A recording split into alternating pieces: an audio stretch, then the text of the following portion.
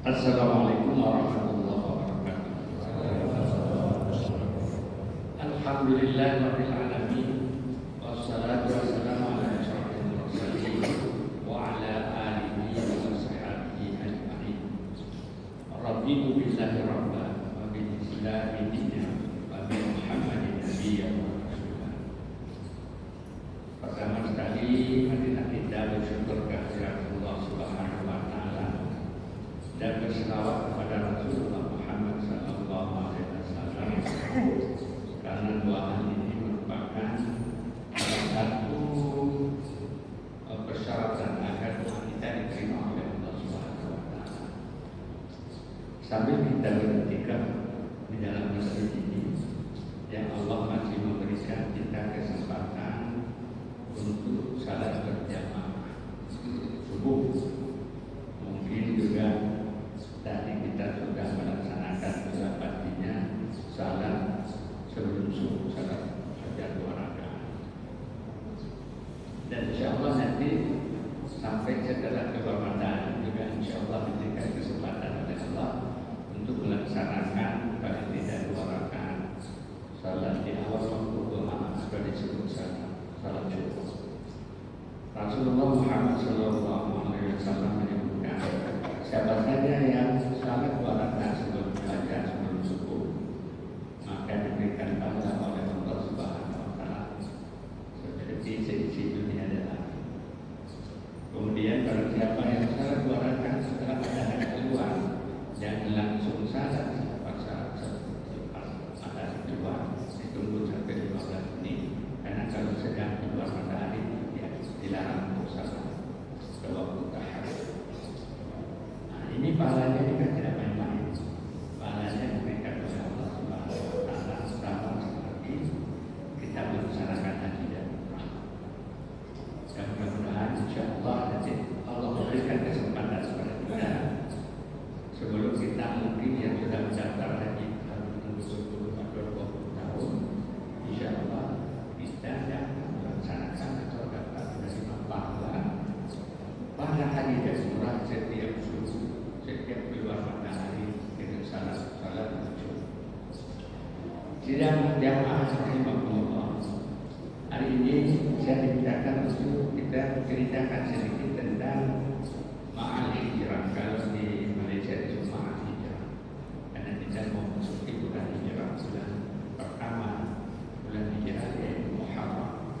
Itu kita sudah menyelesaikan menjelaskan setiap tahun bagaimana kita menghadapi bulan Muharram, terutama pada 10 Muharram, hari Asyura. Memang punya sejarah panjang, sehingga orang-orang Yahudi pun sebenarnya berpuasa pada 10 Muharram. Sehingga pada suatu waktu para orang Yahudi baik atau Muslim akan mempuasa dia. Kami puasa karena bulan 10 Muharram itu karena pengikut Nabi Musa, Bani Israel. Kalau begitu kami orang Muslim lebih pantas lagi mengikuti Nabi Musa. Nah, di sini indah Islam yang dibawa oleh Rasulullah Muhammad SAW.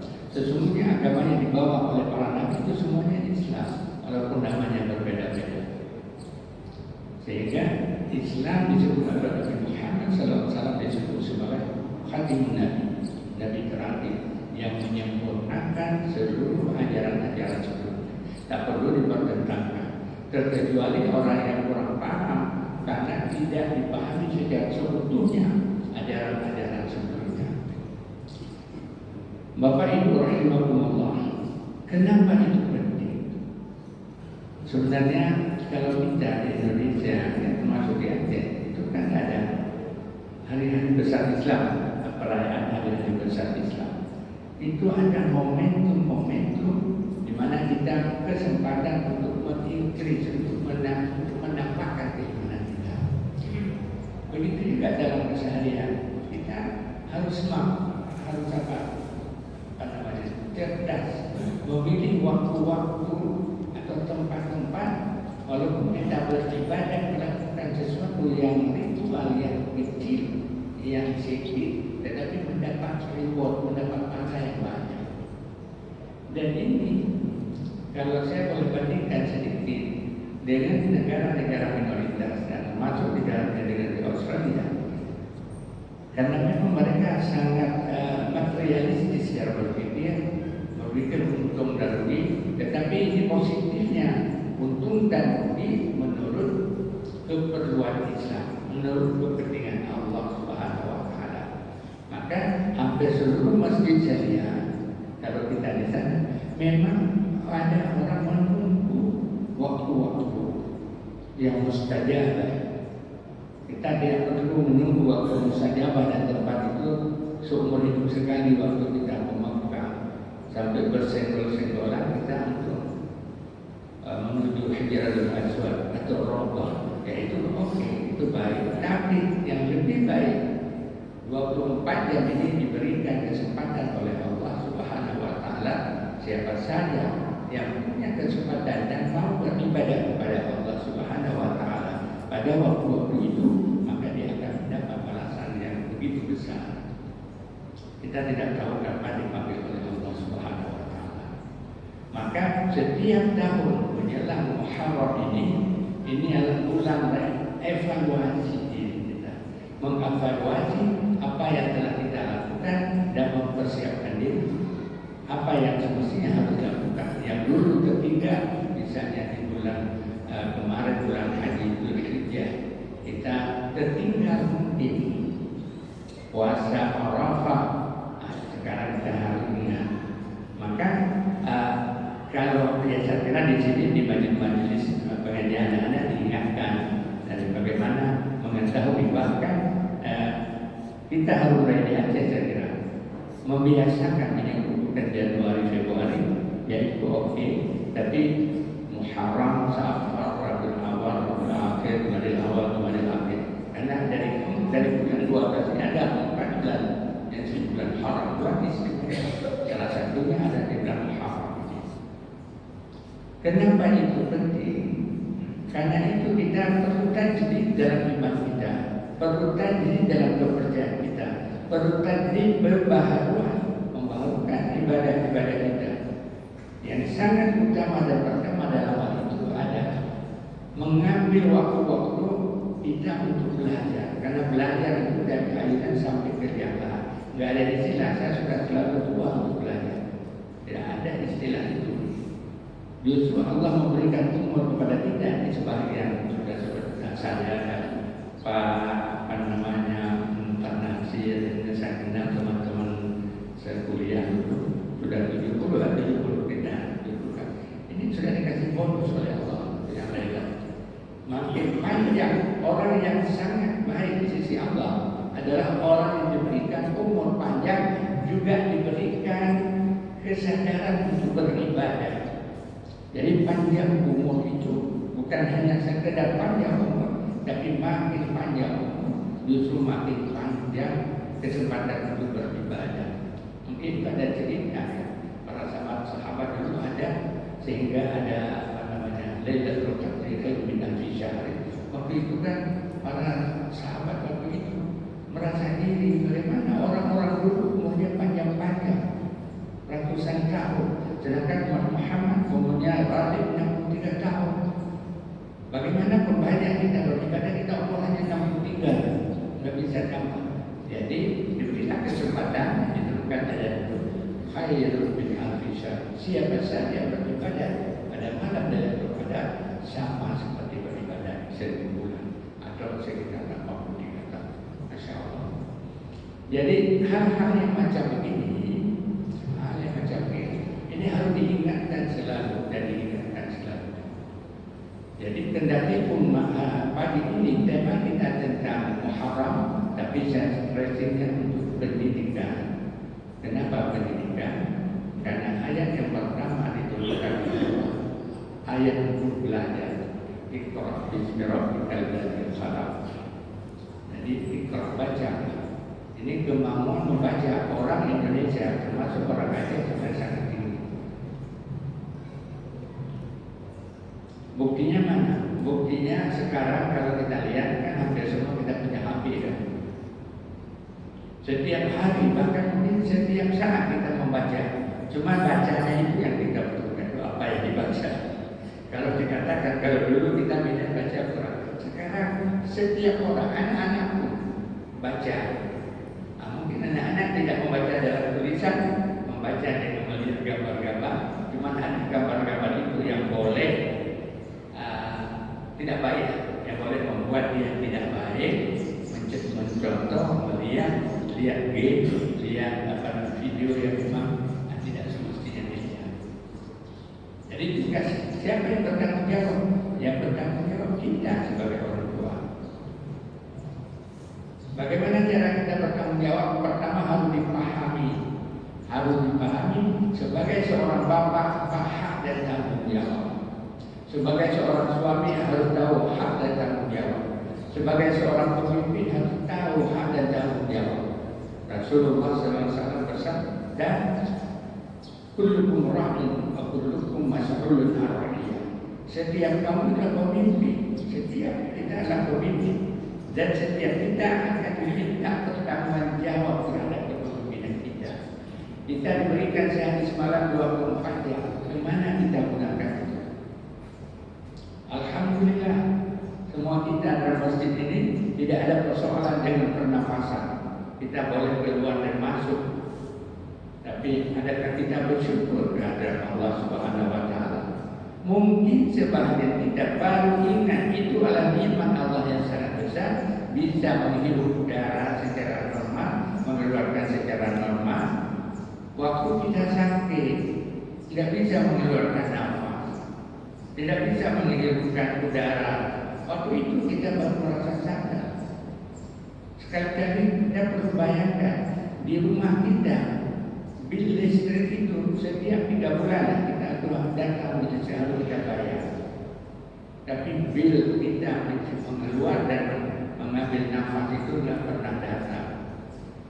Padahal dalam Islam sekecil apapun nikmat Allah yang kita terima, kita bersyukur kepada Allah Subhanahu wa taala, itu adalah akan ditambah-tambah nikmat oleh Allah, mendapat pahala di sisi Allah. Artinya nikmat diberikan, kita bersyukur dapat pahala. Bagaimana kalau musibah? Demikian juga musibah diberikan oleh Allah, itu juga kesempatan kita mendapat balasan daripada Allah, pahala dari Allah dengan kita bersabar. Maka dalam tradisi Islam, tatkala kita mendengar musibah, misalnya contoh seseorang meninggal, yang dianjurkan membaca Inna lillahi wa inna ilaihi raji'un. Sesungguhnya kami ini, sesungguhnya kita ini adalah milik Allah. Wa inna, dan sesungguhnya kita ini, kami ini adalah ilaihi raji'un, kepadanya Allah kita kembali. Apa syarat kita kembali kepada Allah? Seandainya pagi ini setelah kita salat diambil oleh Allah, apa kira-kira perasaan? Pernah kita evaluasi itu? Sesekali kita perlu evaluasi supaya kita siap mempersiapkan diri. Yang pertama harus dipersiapkan diri, dan kita doakan kita semua harus mengakhiri dengan good ending, atau bahasa Arabnya husnul khatimah. Bagaimana untuk mencapai husnul khatimah? Salah satunya adalah setiap kita salat pada sujud yang terakhir, doakan, karena waktu sujud itu juga waktu yang sangat dekat dengan Allah. Kita mohon kepada Allah, Allahumma inni as'aluka husnul khatimah. Ya Allah, aku mohon kepadamu ya Allah, sempatkan aku, berikanlah aku untuk menjadi husnul khatimah. Apapun ibadah, apapun perbuatan yang kita lakukan, kalau di akhir kita tidak husnul khatimah, kita tidak boleh, tidak bisa untuk masuk dalam surga. Maka Rasulullah mengatakan, siapa saja yang di akhir hayatnya mengucapkan la ilaha illallah Muhammad Rasulullah dapat jannah. Kemudian tambah sedikit lagi, kedua, yang jangan lupa setiap waktu salat, rakaat terakhir dan sujud terakhir kita bacakan Allahumma rzuqni taubatan nasuha qabla maut. Ya Allah, berikanlah rezeki kepadaku agar aku dapat bertaubat nasuha di akhir hayatku sebelum aku mati. Taubat nasuha. Maka dalam tradisi kita di Australia, setiap kesempatan gembira orang kawin, saya selalu akan mengajak kita baca astagfirullah, istighfar kepada Allah Subhanahu wa taala.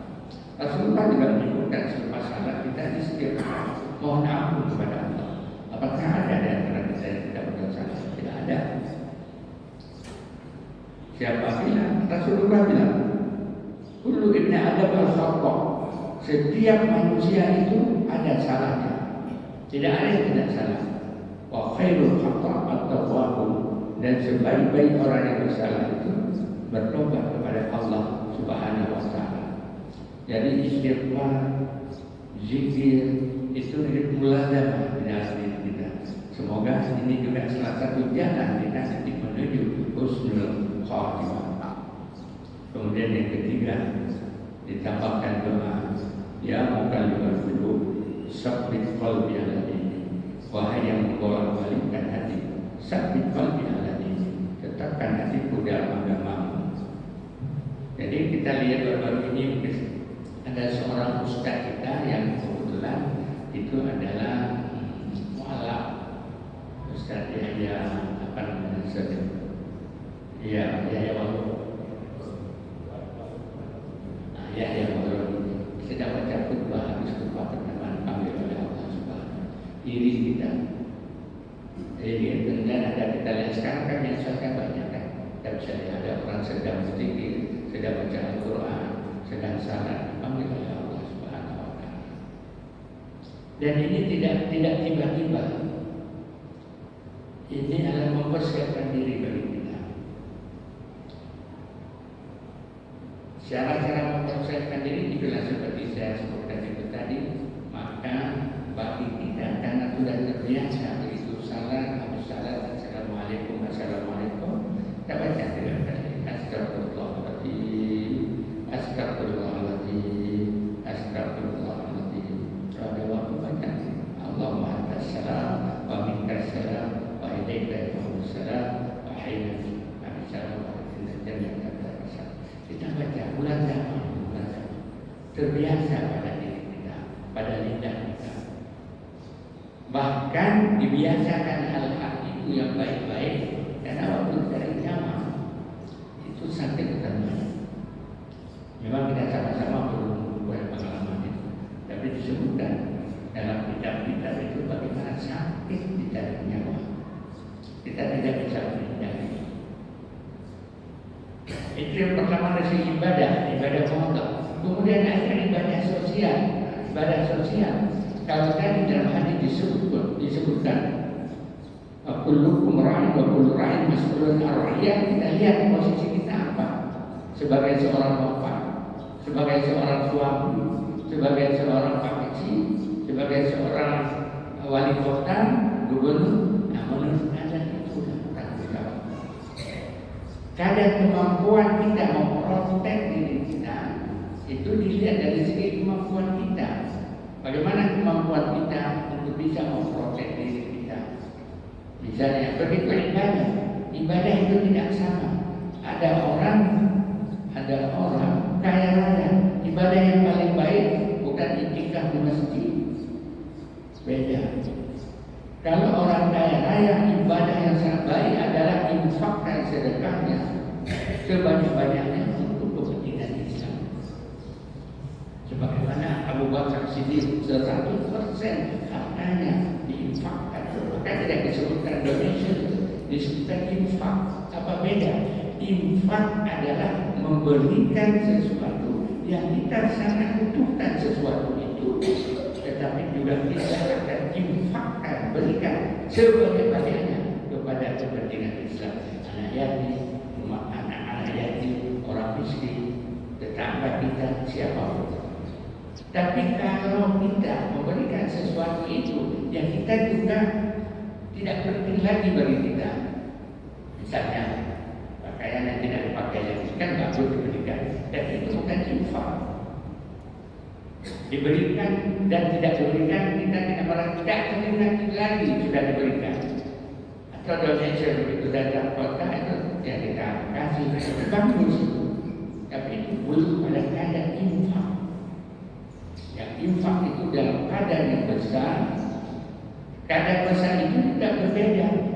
Kalau orang hanya punya duit $100 atau 100 ribu misalnya, memberikan 50 ribu karena dia duit 100 ribu, baik itu siapa lebih baik? Orang punya duit 10 ribu kasih 10 ribu, lebih baik dia kasih 10 ribu walaupun jumlahnya kecil, tetapi dia dari seluruh apa yang dia miliki. Itu yang disebutkan infak. Orang ada kekayaan miliaran dikasih sumbangan 200 juta, lebih bagus orang yang punya duit 10 ribu kasih 5 ribu, dan itu 50% dari harta. Dalam hal ini kita di Australia, paling tidak di Asia Tenggara, kita sudah membiasakan setiap income pendapatan kita, setiap gaji kita, setiap duit yang masuk dihitung, sehingga di akhir tahun kita dapat menghitung zakat. Karena zakat itu adalah dua syaratnya: nisab yang pertama, kadar wajib zakat, dan haul 1 tahun. Walaupun kita di sini ada yang berbeda, itu enggak apa-apa. Saya sering mengatakan begini, oh kan wajib itu 1 tahun di luar daripada pengeluaran kita. Ada yang berpendapat bahwa yang penting berapa kamu dapat 1 tahun, keluarkan 2%. Kalau sudah dimanfaatkan, katakan 1 tahun kita ada 100 juta, kan sudah pada wajib zakat. Tapi dia mengeluarkan dibayar itu di akhir tahun hanya yang ada itu 150 juta, berikan 2,5% dari 50. Bagi orang yang memberikan 2,5% dari 100, berarti 2.500. Kita lebih kurang lebih tidak knowledge sedekahnya lebih lah.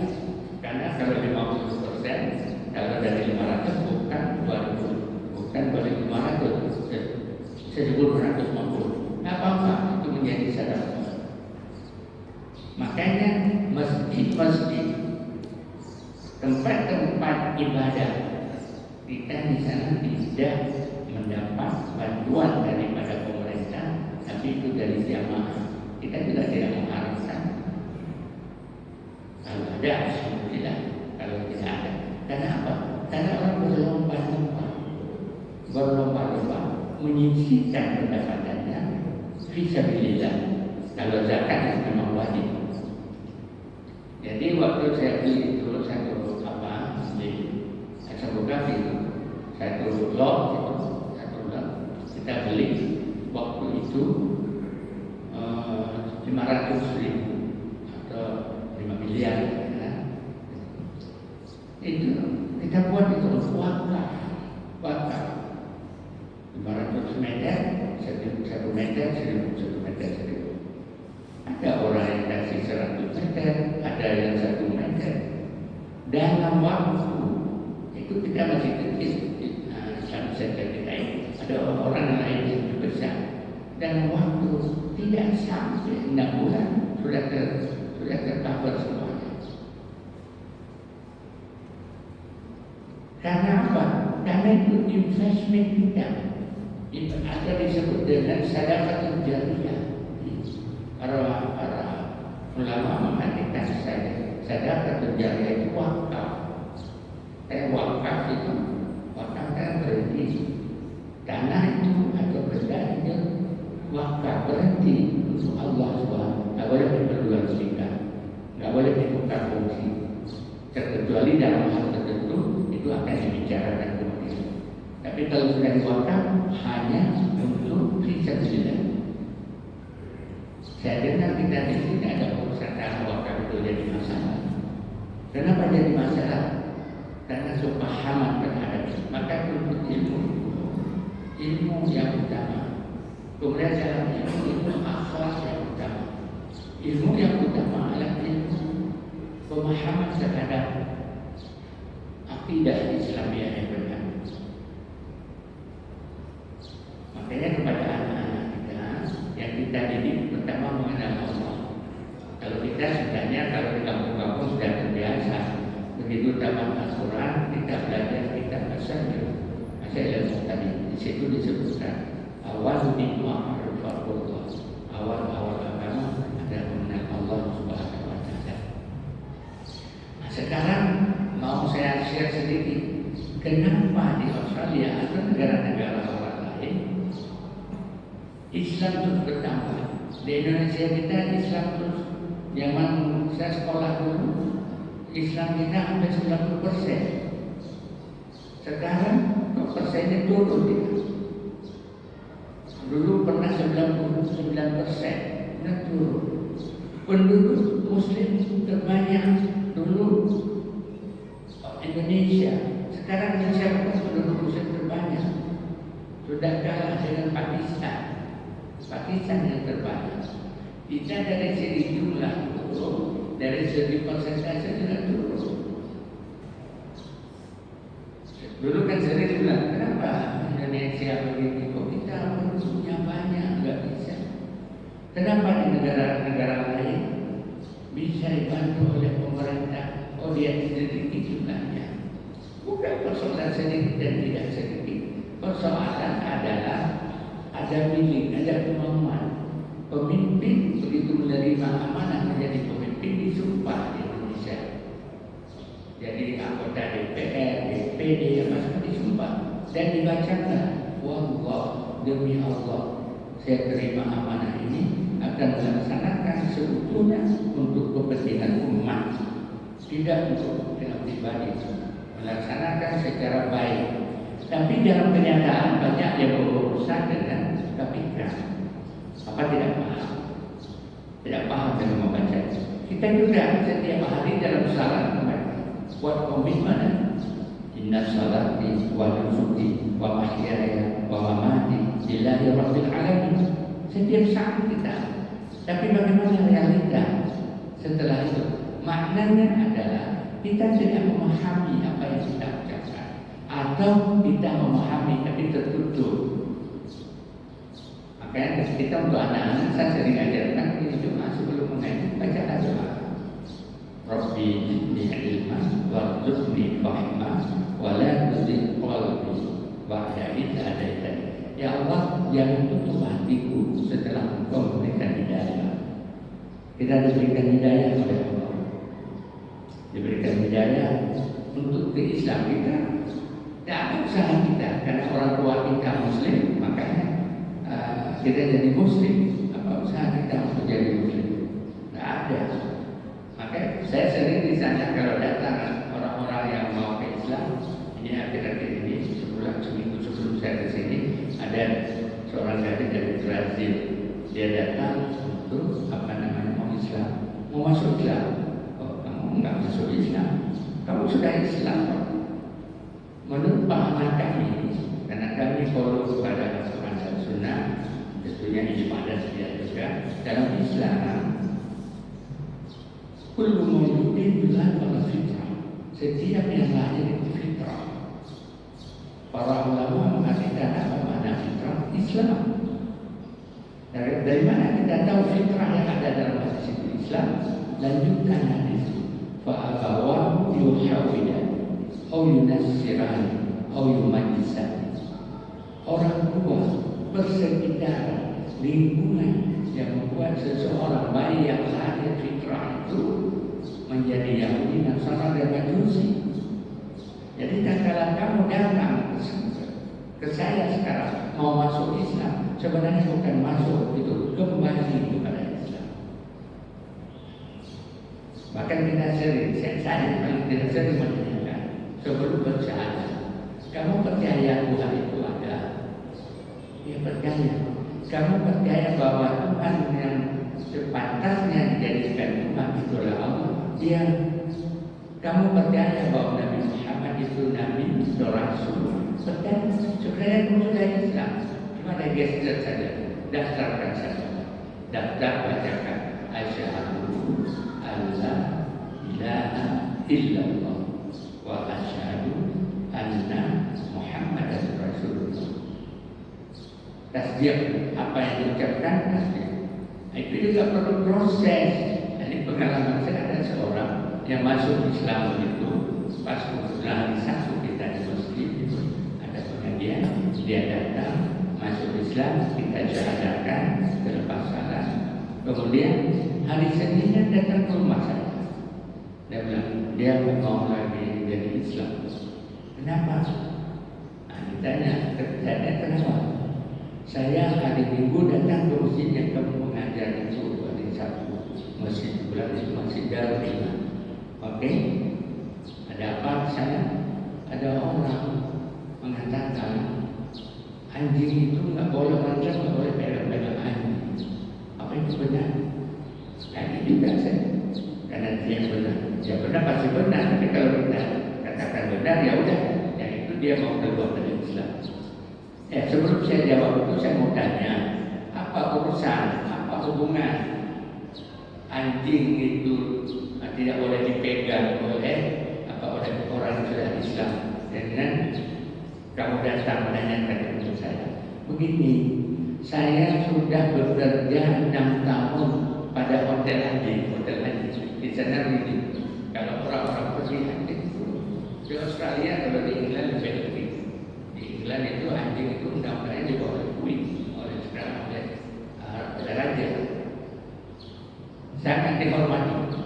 Saya sudah 6 tahun bekerja di hotel anjing. Yang punya anjing orang-orang berduit dan tentunya orang tidak beriman.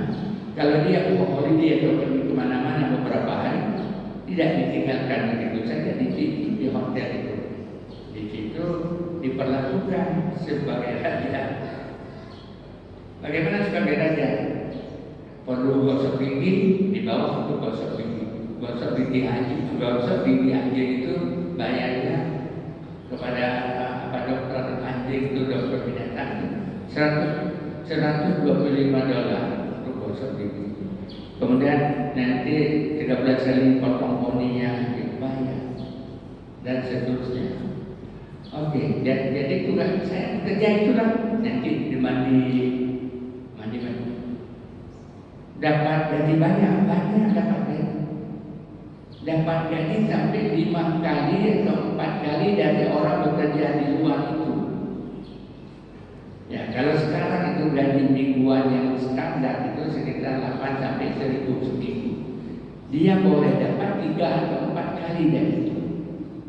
Tugasnya apa? Kalau anjing tidak boleh kita pegang, saya mudah hilang kerja. Kalau anjing itu dalam Islam, setelah saya masuk Islam bukan pertama saya income saya juga sudah tidak ada. Begitu. Ada satu lagi. Saya sudah 8 tahun memelihara anjing di rumah. Kalau malam saya tidur dengan anjing. Itulah yang membuat saya mungkin saya tidak jadilah masuk Islam. Karena pertama, anjing yang saya sayangi tidak boleh tidur lagi dengan dia. Kemudian pekerjaan saya juga sudah tidak halal lagi menurut Islam. Kalau begitu baru saya jelaskan begini. Saya tanya pribadi sedikit. Kamu 6 tahun sudah bekerja di situ. Gaji kamu 4 kali lebih daripada orang bekerja biasa. Berapa ada duit sekarang di ekor kamu di rekening? Tidak ada.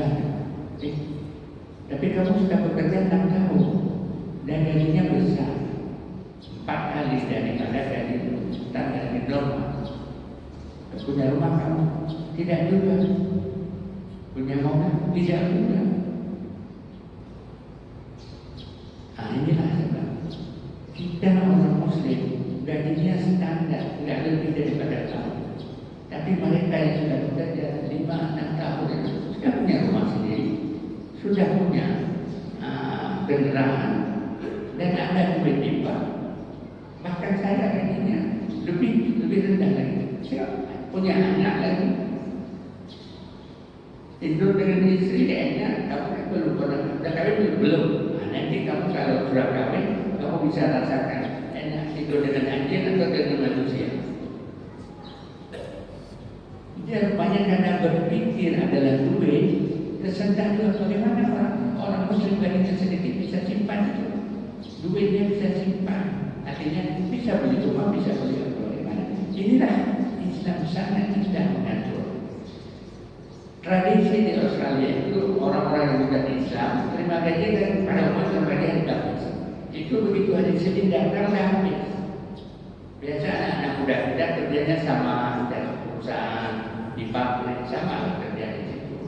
Gajinya juga sama menerima. Tapi begitu hari Senin orang-orang anak Australia ini pinjam duit sama anak-anak kita yang Muslim. Mereka nggak pinjam karena nanti bayarnya di hari Kamis. Kenapa? Karena begitu terima duit hari Kamis itu, dia dihabiskan pada weekend itu.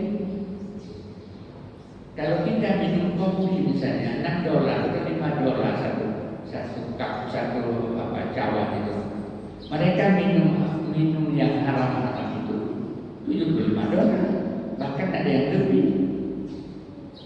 Bahkan yang maaf saja karena memang tidak ada sila, tidak ada agama yang baik, yang berhubungan seks bebas. Itu banyak duit yang mengeluarkan. Tidak, belum lagi saya kira itu tidak berkah. Tapi alhamdulillah bukan karena saya, Allah rupanya membuka perasaannya.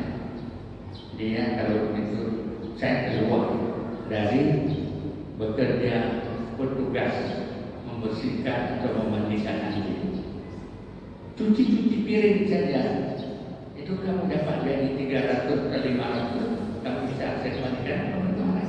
Jadi gaji besar sama juga rezeki kita tuh bukan hanya pada duit. Bukan hanya kita akan berpikir mindset kita tak ada rezeki atau banyak pada duit. Ada orang duitnya banyak, tapi sebenarnya dia tidak diberikan rezeki, tidak ada rezekinya. Pertama duitnya banyak masuk, pengeluarannya juga banyak. Tidak ada pengeluaran banyak, duit yang masuk, tapi tidak berkah. Dari duit yang didapat itu tidak ada rezeki untuk memberikan kepada yang lain. Saya membuat kegiatan tahun 80-an, waktu saya di PI dulu, pernah mengunjungi sahabat keluarga besar PI. Waktu itu dia wakil ketua DPA. Saya datang mau maghrib, sampai hari ini saya teringat. Jadi tidak ada banyak juga pejabat-pejabat yang memang ketaatannya luar biasa dan tidak hanya untuk amalan sendiri, juga amalan sosial. Begitu mau maghrib, ini maghrib dia salat di sini, boleh kan? Tidak salah sama-sama. Dia dengan anak istrinya, ya saya kami dua dari PBB datang salat di sana. Habis salat, kemudian dia balik di mana? Dia seorang pejabat tinggi negara. Dia baca dua ayat, isinya baca 2 ayat, giliran anak, ya kami baca juga. Setelah itu yang 2 ayat itu yang dijelaskan itu rutin dilakukan, termasuk pembantu-pembantunya ikut juga. Kita kan biasanya kalau pembantu makan juga beda. Ini meja bos-bosnya pak keluarga, pembantu makan di dapur. Beliau juga sama. Karena beliau istrinya dosen, dia wakil ketua DPA. Pembantu itu kadang-kadang kita dari PI kan sering, atau anak-anak remaja masjid itu sering datang ke rumah-rumah ini mau adakan maulid, mau adakan kegiatan. Kan bapaknya kan sering nggak ada, bapak dan ibu kan pergi. Tapi sudah dititipkan khidmat kepada kota, dititipkan kepada pembantu. Kalau ada yang meminta sumbangan, saya nggak ada, kamu ambil saja di sini. Keberkahan sampai akhir hayatnya beliau meninggal sedang berceramah di dalam sebuah majelis, sedang berceramah di Padang. dia berkisah, di situ dipanggil oleh Allah Subhanahu wa Ta'ala. Jadi saya melihat kesempatan yang macam ini, kita mohon sama Allah agar Allah memberikan hidayah kepada kita, istiqamah kepada kita. Itu bukan siapa-siapa, hanya Allah Subhanahu wa Ta'ala. Jangan secara jujur, berapa kali kita pernah berdoa dalam satu hari agar anak-anak kita menjadi saleh dan salehah. Berapa kali kita pernah memohon kepada Allah agar rasa cinta dan kasih sayang di antara kita suami istri itu ditambah-tambah oleh Allah.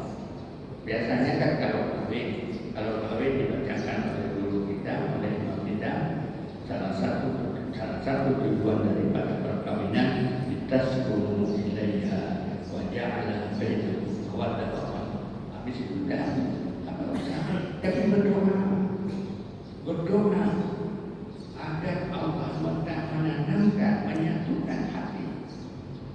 Sebagaimana Allah menyatukan hati Nabi Adam dan Siti Hawa, Nabi Muhammad dan Siti Aisyah atau Khadijah. Kita itu dibaca seluruh doa itu waktu orang kawin. Selepas itu kita secara pribadi, secara jujur nggak perlu dijawab. Kalau sudah ditambahkan lagi, hingga keluarga sakinah mawaddah warahmah di antara keluarga kita, bukan hanya sekedar ucapan. Rezeki yang diberikan oleh Allah Subhanahu wa Ta'ala karena ada keberkahan anak-anak kita, bukan hanya pintar tapi juga taat. Kita merasa kurang berhasil dan kalau anak kita tidak sukses, tidak dapat masuk di S1, S2 atau S3, tidak dapat kerja yang baik di tempat pasar, kita merasa tidak sukses. Apa juga kamu punya relasi banyak, tapi anak kamu kerja di departemen apa? Karena mindset kita itu bekerja. Kalau anak-anak sekolah selesai, bagaimana menjadi pemain negeri? Saya tidak anti pemain negeri, Pak. Benar, walaupun saya keluar lagi. Saya memang keluar dari pemain negeri. Tahun 80 itu selesai dengan Pak Nasin saksinya. Kami sama-sama di situ. Wisuda juga kami sama. Saya muda kata 80, kemudian 82 selesai. Itu wisuda kami itu pada pertama digunakan gelanggang mahasiswa. Saya keluar. Mindset kita sekarang sekolah anak-anak, kalau kita tanya, maaf saja, kalau kita tanya berapa kamu sekolah? Yang untuk bekerja. Kalau sekolah untuk bekerja dalam berduit, tidak perlu sekolah dong. Karena yang bekerja kita itu kadang-kala kami belajar apa? Pada saya belajar segi hukum. Waktu bekerja tidak tahu hubungan dengan itu. Padahal pintu rezeki dibuka oleh Allah banyak. Satu dari banyak itu hanya menjadi pegawai negeri. Orang-orang sukses banyak juga bukan karena pendidikannya tinggi. Ini jangan salah diartikan. Saya tidak anti untuk orang sekolah. Silakan saja, ada baik sekolah itu. Apalagi dia sekolah baik, pendidikannya baik, kemudian sosialnya baik, dan semua usaha yang dilakukan hanya untuk mendekatkan diri kepada Allah Subhanahu wa Ta'ala. Kita menginginkan anak kita saleh, salah satunya adalah kita berusaha untuk menjadi saleh. Sepertinya susah kita menginginkan sekarang baik, satu sisi baiklah anak-anak kita di Aceh sini sudah banyak yang dihafid, tidak seperti dulu. Tidak seperti dulu, kita susah dulu mencari yang hafal 30. Sekarang hampir setiap kampung ada anak-anak di bawah. Kita juga tidak kalah. Di Australia ini kita ada namanya sudah mulai hijrah berubah cara pendidikannya. Ibu-ibu tentunya yang sudah mendapat hidayah berhijrah tidak lagi mengantar anak ke sekolah-sekolah biasa, tapi ada program namanya homeschooling, sekolah di rumah. Cuma untungnya di sana, di sini saya tidak tahu apakah ada itu. Departemen Pendidikan menyiapkan. Ada orang, saya ada anak masuk sekolah, umurnya masuk SD, Tapi saya tidak mau antar ke SD, saya mau mengajarkan sendiri. Dikasih silabusnya, apa bahan-bahan itu. Term pertama dikasih, nanti term kedua dikasih, nanti setelah termnya dibuat evaluasi. Siapa yang mengevaluasi? Kita yang mengevaluasi. Kalau kita mungkin wali murid, mama atau bapaknya kurang mampu, nanti dia hari ujung minggu pada hari Sabtu atau hari Minggu di situ dibuat semacam dirapel lah, dirapel kucilnya untuk pelajaran itu. Jadi anak-anak nggak perlu lagi pergi ke sekolah jam 7 sampai jam 1. Di sana kita jam 9 sampai jam 3 nggak perlu, cukup di rumah bermain dan belajar. Tapi program yang dibuat ini, yang dibuat dari jam 9 sampai jam 3 ini adalah dialih untuk tempat tahfidz Al-Quran, dialih untuk belajar madrasah. Sedangkan yang untuk sekolah, pelajaran sekolah di sana kan sama sini. Sini pelajaran SMA itu sampai berpuluh-puluh subjeknya. Kita di sana pelajaran di sekolah itu hanya 5 saja. Kita banyak, selalu banyak. Padahal yang digunakan itu begitu masuk universitas enggak semua, bahkan enggak ada seperempat pun dari yang dari 20 atau 30 subjek apapun fakultas kita masuk enggak ada 25%. Masuk fakultas hukum ada belajar matematik enggak? Ya ada. Kemudian yang ada satu yang luar biasa, kita masuk fakultas apa saja. Kalau dulu, sekarang kita mesti belajar Pancasila dulu. Sekarang masih belajar Pancasila, masih juga. Namanya lain. Itu salah kata menurut saya. Yang semestinya yang mesti belajar adalah selalu tidak betul-betul ilmu untuk mengenal Allah. Jadi tidak dibuat ini ilmu agama, ini ilmu agama, ini ilmu dunia. Tidak. Ilmu mengenal Allah, di situ ada tauhid, di situ ada tasawuf, di situ ada fikih. Itu yang ilmu yang utama dan pertama. Itu ilmu yang dimaksudkan dalam hadis talabul ilmi fardhatun minal muslimin wal muslimin. Fardhah di situ adalah fardhu ain. Fardhu ain adalah fardu mesti dikerjakan oleh setiap pribadi. Kalau ilmu kedokteran tidak semestinya semuanya harus paham itu. Atau dengan kata lain, berdasarkan tidak kalau tidak tahu ilmu kedokteran. Berdasarkan tidak kalau tidak tahu kita ilmu tentang engineer, tentang insinyur, pertanian dan macam-macam. Tidak. Tapi kalau tidak berdasarkan tidak, kalau tidak tahu ilmu bagaimana kita taharah, yes, berdosa. Berdasarkan tidak kalau kita tidak tahu ilmu tentang wajiban dalam salat, mana rukun salat, yes, betul. Berdasarkan tidak kalau kita tidak tahu bagaimana respect pada orang tua, yes, betul. Karena itu semuanya dalam Al-Quran. Wa qadha rabbuka alla ta'budu illa iyyahu wa bil walidayni ihsan. Allah setelah memerintahkan pengabdian kepada Allah. Yang kedua, bagaimana kita berkomunikasi dengan Allah, dengan orang tua, berbuat baik kepada orang tua. Tidak usah kita kalau tidak tahu. Apalagi tidak berbuat, karena tidak tahu dan tidak berbuat. Kita saja sekarang bingung, ini yang baru-baru kawin. Ini mau dengar mak atau mau dengar suami yang berdua. Yang laki-laki juga begitu. Bapak ngomong, ayahnya ngomong lain, istrinya mau nyalain. Yang mana saya lakukan? Prioritas. Makanya itu perkara ilmu itu wajib. Wajib, fardhu ain. Wajib itu apa? Yusabu ala fi'lin wa yu'aqabu ala tarkih. Diberi pahala kalau kita kerjakan dan berdosa kalau tidak. Kalau kita tidak belajar tentang ilmu taharah, tidak tahu taharah. Nah ini kalau cerita ini saya teringat terus. Sudah lama, itu baru-baru saya di Australia tahun 93-94. Kemudian ada, kan kita buat kayak di sini ada pesta perkawinan. Tapi kita alhamdulillah pesta perkawinan itu Di situ kesempatan dakwah besar. Bukan hanya makan-makan saja, tapi dakwah besar. Beberapa orang akan memberikan tausiah tentang hak dan tanggung jawab suami dan istri. Kebetulan saya baru-baru di sana diminta salah seorang berbicara tentang itu.